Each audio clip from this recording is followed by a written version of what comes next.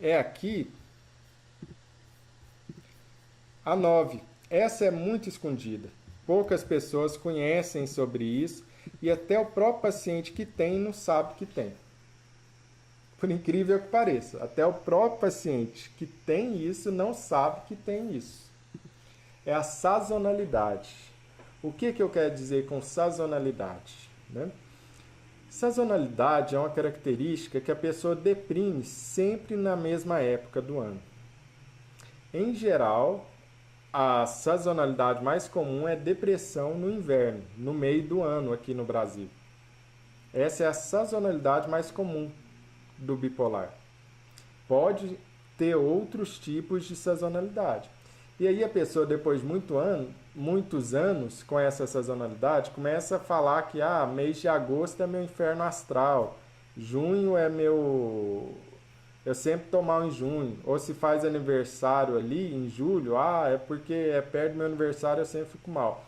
Em geral, a pessoa associa esse ficar mal sempre na mesma época do ano a alguma coisa. Por quê? Porque essa pessoa não tem o conhecimento que no transtorno bipolar é comum existir sazonalidade na depressão.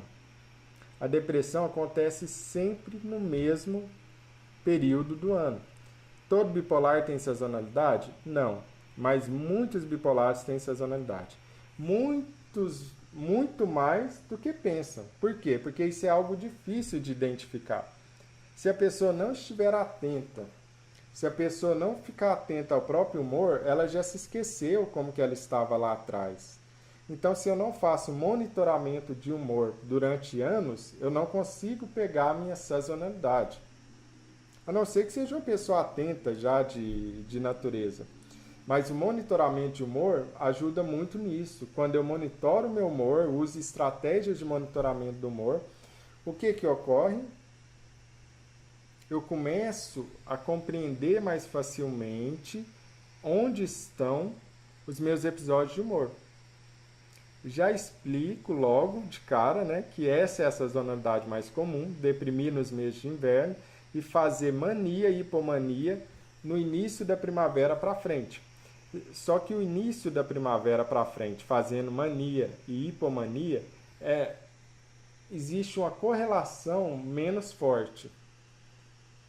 Não é tão comum assim. Agora, deprimir no inverno é bem comum na bipolaridade, bem comum.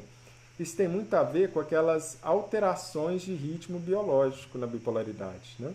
Quem já me acompanha há algum tempo sabe que eu sempre digo sobre os 3 R's da bipolaridade, que eu preciso de ritmo, de rotina e de regularidade. E a doença também obedece isso, ela obedece um certo ritmo. O que pode manchar essa sazonalidade? É quando usa antidepressivo e não começa mais a ficar puro. O episódio começa a acelerar mais rápido, a pessoa começa a oscilar de maneira mais rapidamente, mais rápida. A pessoa começa a ter episódios mistos, ao invés de uma depressão pura. Então, o antidepressivo, que é muito prescrito hoje em dia, de uma maneira indiscriminada, sem pensar que o antidepressivo pode sim prejudicar muita gente, ele pode manchar essa sazonalidade, não deixar ela tão clara. Mas para as pessoas que têm sazonalidade clara, começa a observar. Principalmente se você faz monitoramento de humor, o que eu recomendo fortemente na bipolaridade. Faça o monitoramento de humor. Não é tão difícil assim.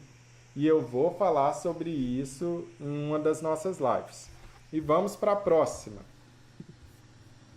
E antes de passar para a próxima, que é de número 10, já quero convidar vocês a se inscreverem aqui no canal. Muita gente ainda não é inscrita e não sabe que toda semana a gente está liberando novos vídeos. Não apenas a live, mas vários outros vídeos que estão sendo lançados. E essa semana está especial, porque eu vou lançar bem mais vídeos essa semana. Estou fazendo um mutirão de vídeos para ver se consegue abordar o máximo de temas possíveis da bipolaridade. Então se inscreve no canal e já aperta o sininho para conseguir receber as notificações sobre esses vídeos, tá bom?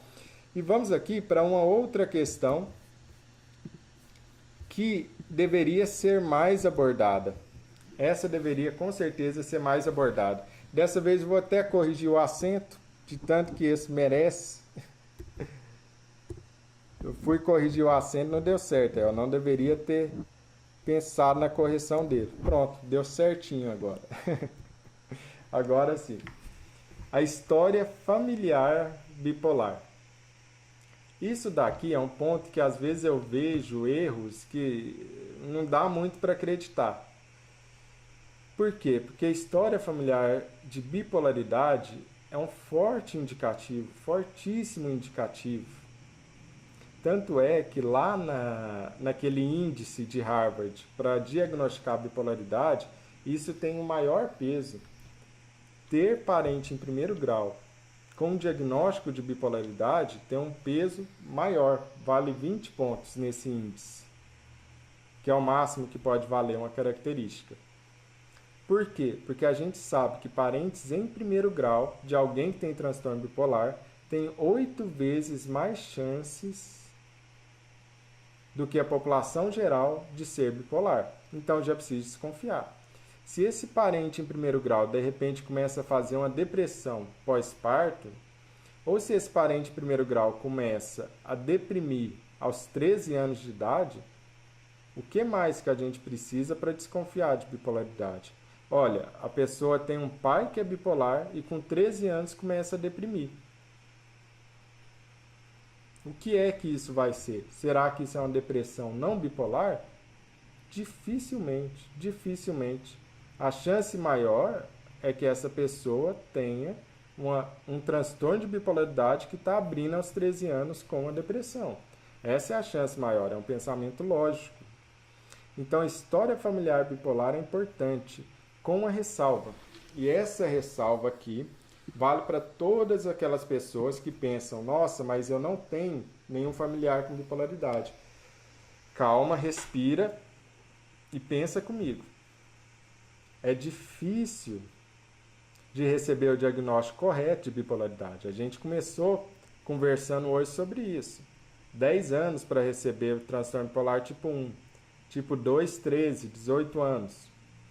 Sendo que às vezes as pessoas não procuram, ou às vezes elas procuram e encontram profissionais não preparados ou que não conhecem sobre bipolaridade e não recebem um diagnóstico.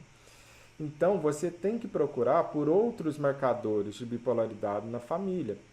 Primeiro, histórico de suicídio na família. É um forte indicativo de bipolaridade. História de etilismo, principalmente se for etilismo em mulher. Mas história de abuso de álcool e outras substâncias, já que a gente sabe que 60% a 70% das pessoas com bipolaridade vão fazer abuso de álcool e substâncias. Ou uma pessoa que tinha uma depressão, entre aspas, que nunca melhorava. Nossa, essa pessoa nunca melhorava. Por quê? Porque agora a gente está aprendendo que depressão que nunca melhora, o que pode ser? Um dos motivos é a bipolaridade. Não é o único motivo, mas é o mais comum dos motivos. Então, quando a gente vai buscar na memória sobre a família, sobre familiares, eu não posso ficar pensando: nossa, quem recebeu o diagnóstico bipolar? Porque provavelmente poucas pessoas receberam. Eu preciso pensar em suicídio, em histórico de abuso de álcool e drogas e pessoas que tinham uma depressão que nunca melhorava. Assim eu monto um quadro melhor sobre a família. E ainda sobre a família tem esse ponto aqui importantíssimo, e esse também passa muito despercebido, que é essa característica um pouco diferente, ó. Alta densidade genética. Vou acrescentar aqui, genética. O que é uma alta densidade genética? O que é isso? Essa característica número 10 é eu ter uma história familiar de um parente bipolar. Então eu sei disso. Essa aqui é uma alta densidade de transtorno de humor. O que significa? É quando eu tenho 3 a 4 gerações que têm transtorno de humor. E aí, novamente, você não vai procurar por bipolaridade, porque muitas vezes não vai achar.